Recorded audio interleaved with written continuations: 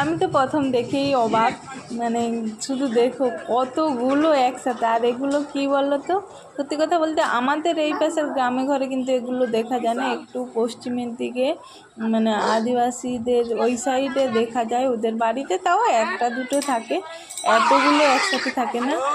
আমার মানে শাশুড়ি মা দেখেই তো ডাক দিচ্ছে, দেখো কি এসেছে দেখো, আর আমার ছেলে মেয়েকে নিয়ে যেতে বলছে দেখাতে।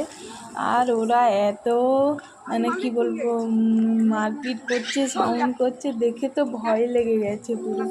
আর সত্যি কথা এতগুলো একসাথে আমিও কোনো দিন দেখিনি, দেখে সত্যি ভালো লাগছে। আর কি মানে এগুলোকে দেখে মনে হচ্ছে না ছোট ছোট হাতি বাচ্চা, কিন্তু না, এগুলো হাতি না, এগুলো হচ্ছে শুকর।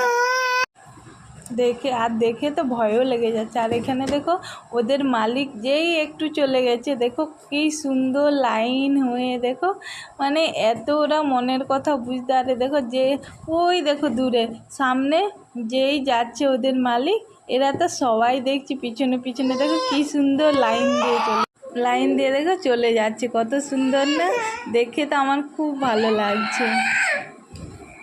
সত্যি আমি মানে একসাথে এতগুলো দেখি না। আর জানো তো ওই যে জমিনের জলগুলো এত কাদো করে দিয়েছে, পুরো জলগুলোকে সাদা করে দিয়েছে।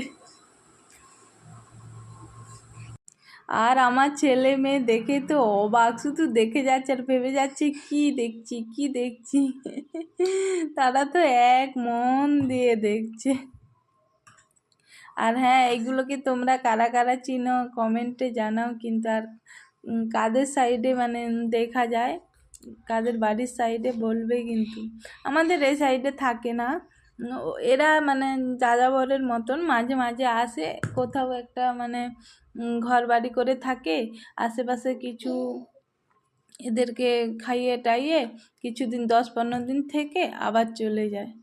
দেখো কত সুন্দর লাগছে না, আমার তো দেখে খুব মানে ভালো লাগছে।